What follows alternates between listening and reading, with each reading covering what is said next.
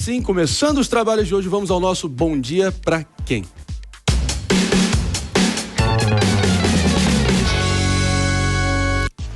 E hoje o nosso bom dia vai para Alexandre Nardoni, que graças às nossas moderníssimas e rigorosíssimas leis brasileiras, saiu da prisão nessa segunda-feira. Em 2008, Nardoni foi condenado a 30 anos e 2 meses de prisão pelo assassinato da menina Isabela Nardoni, num crime que chocou o país. Pelas minhas contas, ainda estamos bem longe de 2038. Somente 16 anos se passaram, mas para a sorte dos Nardoni, quer dizer, para a sorte de alguns dos Nardoni, o sistema penal brasileiro sempre deixa uma janela aberta. Nesse caso, a janela é a progressão de regime penal. Alexandre foi condenado por crime hediondo e era réu primário. Pela lei de execuções penais, ele teria de cumprir pelo menos 40% da pena em regime fechado e semiaberto. Além disso, teve a remissão, de 990 dias de pena por trabalhos e estudos dentro da prisão. Pelas contas, Alexandre atingiu os 40% no último mês de abril. Dentre os estudos, fica a ironia. Na remissão, Alexandre reduziu em 4 dias sua pena após ler e resenhar um livro do escritor tcheco Franz Kafka, Carta ao Pai. Sim, o livro se chama Carta ao Pai. Enquanto isso, o Ministério Público se revolta com a decisão, chamando de, abre aspas, criminoso, atroz, cruel e desumano, fecha aspas. Mas o que vale é a ficha limpa no presídio, certo? Mas olha, acalmem-se. Nardoni ainda precisa ficar em casa das 20 horas às 6 horas. E olha, não pode frequentar bares. Mas quem precisa de bar quando sua pena parece mais um happy hour prolongado, né? Esse é o espetáculo do escárnio jurídico brasileiro, onde, como disse Rui Barbosa no atualíssimo ano de 1914, abre aspas, de tanto ver crescer a injustiça, de tanto ver agigantarem-se os poderes nas mãos dos maus, o homem chega a desanimar-se da virtude, a rir-se da honra e a ter vergonha de ser honesto, fecha aspas. É um teatro onde os vilões recebem aplausos e o final feliz é só para quem está do lado errado da lei. E lembrem-se, estamos cansados de crimes sem castigo, de nulidades que desfilam pelos corredores do poder como se notáveis fossem. E o verdadeiro castigo, meus amigos e minhas amigas, é para nós que assistimos impotentes ao desfile da desonra como se fosse parada obrigatória. Então, o nosso bom dia é para Alexandre Nardoni e, sobretudo, para as leis brasileiras que defenestram o bom senso.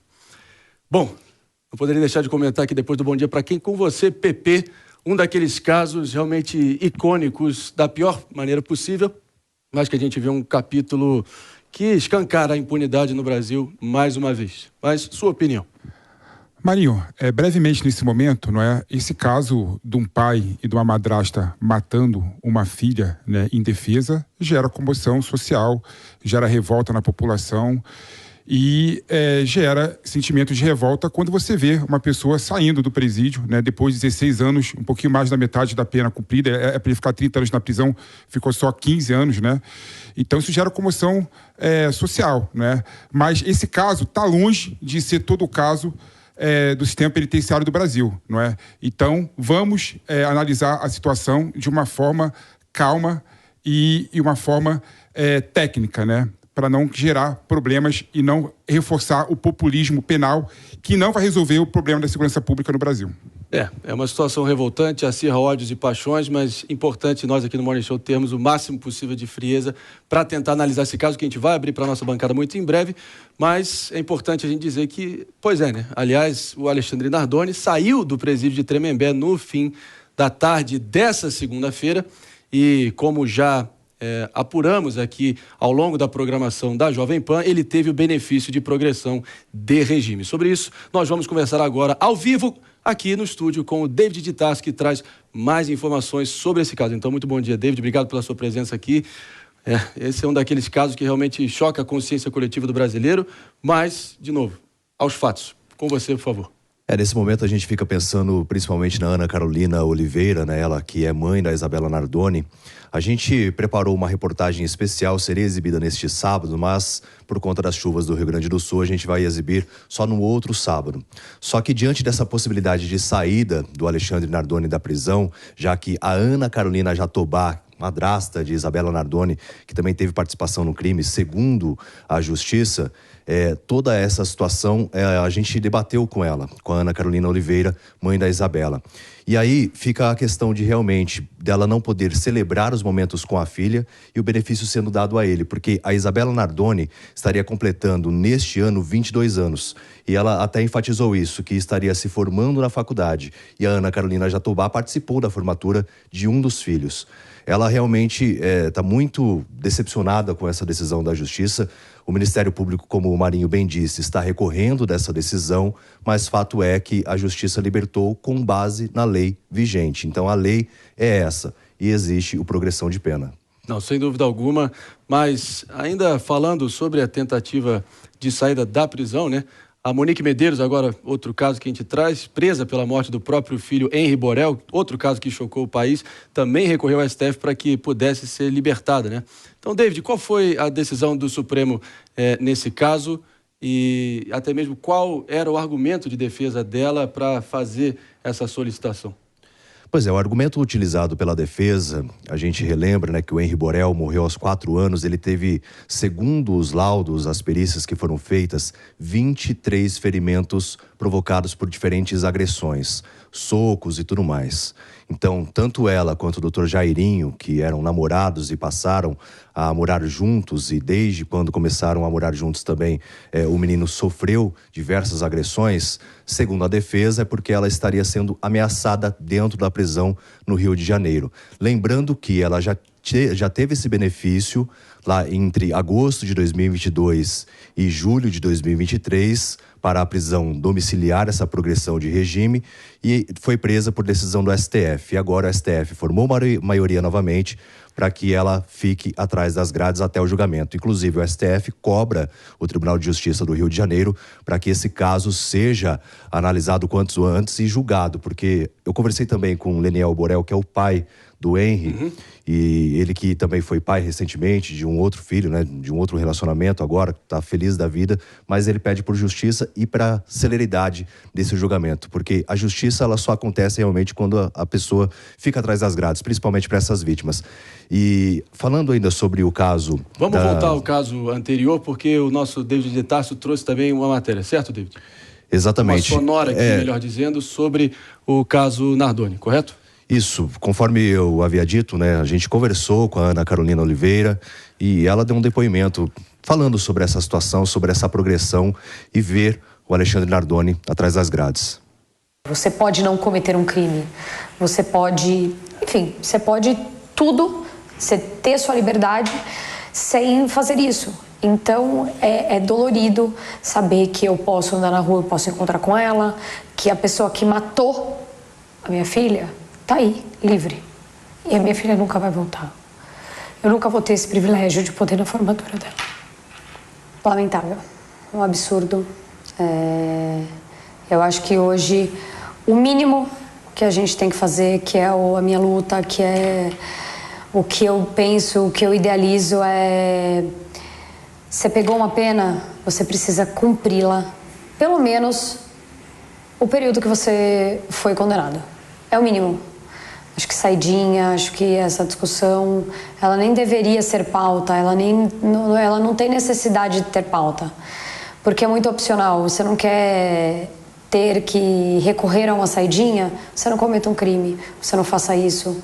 Então ver que 16 anos, somente 16 anos, metade da pena é muito... Minha filha não vai voltar e ele está em total liberdade, vai ter a total liberdade de fazer o que ele quiser, de continuar a vida, de estar aí pelas ruas, assim como eu, assim como você. Então, é dolorido para quem é da família, é triste, é lamentável ver que a nossa justiça permite com que isso aconteça. É muito triste. Para mim como mãe, para mim como vítima... O que chama atenção diante dessa história é que o Alexandre Nardoni ele nunca confessou o crime, apesar de todo o conjunto probatório mostrar que não existia uma terceira pessoa que pudesse provocar a queda da menina do 6º andar do apartamento onde ele vivia com a Ana Carolina Jatobá. E segundo também a Ana Carolina Oliveira, mãe da Isabela Nardoni, é doloroso você ver que por causa de bom comportamento e porque ele leu alguns livros dentro da prisão, ele teve essa progressão de pena, sendo que o direito dela de conviver com a filha foi tirado. Excelente cobertura, David, obrigado por trazer todos esses esclarecimentos, os detalhes, aí a emoção que toca casos como esse, que seguem, infelizmente, causando revolta nas pessoas e reacendendo aquele velho e cansado debate sobre a leniência das leis penais vigentes no nosso Brasil. E assim, já abrindo para a nossa bancada, claro que, Mano Ferreira, a gente enxerga isso. Qualquer um que não tiver trocado o coração por uma pedra é importante, não, é impossível não se sensibilizar, mas claro, essas são as leis vigentes e tentando ter o maior grau possível de frieza. Como é que faz para mudar essa bagaça, Mano Ferreira? Pois é, Marinho, essa situação é muito tocante, né? Sem dúvida alguma, a gente precisa, na minha visão, rever a nossa legislação. Não dá para aceitar que uma pessoa que é responsável pela morte da própria filha cumpra uma parte da pena e progrida de regime. Na minha visão, o que a gente precisa é mudar a lógica de aplicação da progressão de regime. Quando a gente olha ao redor do mundo, as principais democracias têm modalidades de progressão de regime, mas, em primeiro lugar, não é para todos os crimes. Então, como é que você tem progressão de regime para um crime como esse? Em segundo, não é um direito do preso, é um instrumento do Estado na ressocialização em casos em que vale a pena. Ou seja, se há uma avaliação de que um determinado criminoso de menor potencial ofensivo está dando passos para a sua ressocialização, está começando a estudar, está começando a trabalhar, seria o caso de fazer uma aplicação devidamente contextualizada, criteriosa, da progressão de regime. Mas o que a gente tem no Brasil é como se fosse é um direito dos presos. Isso é uma inversão completa da lógica. Porque o que a gente precisa é proteger a sociedade para que os crimes não se repitam. E aí, não à toa, a gente vê o enorme volume de casos de reincidência. As pessoas saem da prisão e acabam voltando a cometer crimes.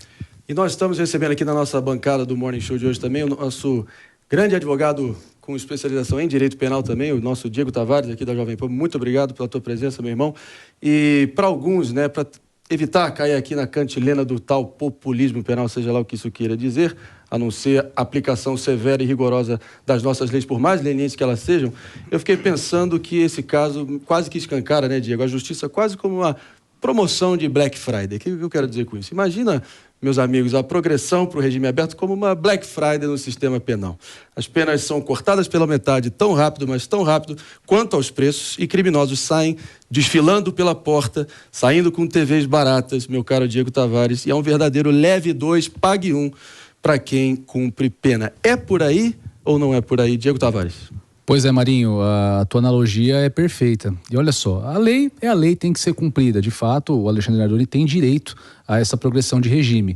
Mas o questionamento que fica é se essa sensação de injustiça que está, enfim, espalhada pela sociedade, está aqui dentro da nossa bancada, enfim, se isso não escancara a falência e a ineficiência desse sistema. Existe um teórico do direito penal clássico, Cesare Beccaria, Marquês de Beccaria, que dizia que o que inibe o crime não é o rigor da pena, não é a quantidade da pena, mas sim a certeza da punição. Quando nós temos um sistema que proporciona impunidade, que não passa o exemplo, que não dá o exemplo na rua para aquelas pessoas que têm uma certa tendência a cometer crimes semelhantes, nós temos a completa falência do sistema de justiça. Porque uma das funções da legislação penal não é só fazer com que a pessoa cumpra a pena pelo crime que cometeu, mas passar para a sociedade a imagem de que aquilo não pode ser feito. Passar para a pessoa que tende a cometer um crime que aquilo, se for repetido, se for cometido novamente, ela sofrerá uma sanção grave. Não é o que nós temos no Brasil, infelizmente. Nossos criminosos hoje, eles têm certeza de impunidade, têm certeza que terão uma pena bem leve, que podem aí cometer os seus crimes. Muitas das vezes, inclusive, financeiramente ou sobre outros aspectos, o crime acaba compensando. Ouvindo aqui de quem tem o conhecimento de causa pela atuação dele, eu sei que a tua área de atuação na advocacia é outra, PP, mas, claro, você é do ramo. Afinal, por que o Diego está errado no que ele acabou de dizer? Não, o Diego tem uma visão dele, né? Não digo que ele está errado, né? Eu discordo dele, né? Até porque nesse caso específico não está tendo impunidade. Nesse caso específico, o Nardoni cumpriu a pena dele, né? O que a gente pode discutir é se a pena do Nardoni foi leve ou não, né? Pena branda é impunidade. Mas cumpriu a pena dele, né? Cumpriu a pena de acordo com a legislação, né? Inclusive teve o agravamento da pena por ter sido crime cometido contra o próprio filho, não é? Mas infelizmente no Brasil, esse que é o problema. Infelizmente no Brasil, né? Não digo infelizmente, a realidade do Brasil é a seguinte: no Brasil, a pena tem duas funções. Primeiro, proteger a sociedade isolando o criminoso. E a segunda medida da pena é a ressocialização do preso, né? Até porque o preso, alguma hora ou outra, vai voltar para a sociedade. O que nós temos que discutir é o seguinte: vale a pena e faz sentido como sociedade a gente ter uma pessoa que cometeu crime ter suscetibilidade de mudança de regime, progressão de regime? Eu entendo que não. Mas nesse caso específico, é a minoria das pessoas que cometem crime com essa gravidade. Um crime que causa comoção social, como esse de um pai matando a filha, nem de longe, né, corresponde a 10% do sistema penitenciário do Brasil, né? A realidade do Brasil é outra. Por isso que a progressão de regime da pena, né, faz sentido no Brasil, né? Faz sentido porque você tem que colocar o preso de volta à sociedade. E faz sentido você manter o vínculo do preso com a família, manter o vínculo do preso com a sociedade para recuperar ele e colocar ele de volta. Eu não estou falando que é o caso do Nardoni. Eu até entendo algumas pessoas que defendem em crime hediondo, em crime com essa gravidade de comoção social, não tem que ter progressão de regime, tem que ter cumprir 100% o crime em regime fechado. Eu até entendo essa posição. Mas a realidade do Brasil, que nós temos que ver sob outra ótica, sob outro ângulo, é que nós temos que não ter o pensamento só do populismo penal e achar que o fim da progressão do regime vai resolver o problema da criminalidade no Brasil. Não vai.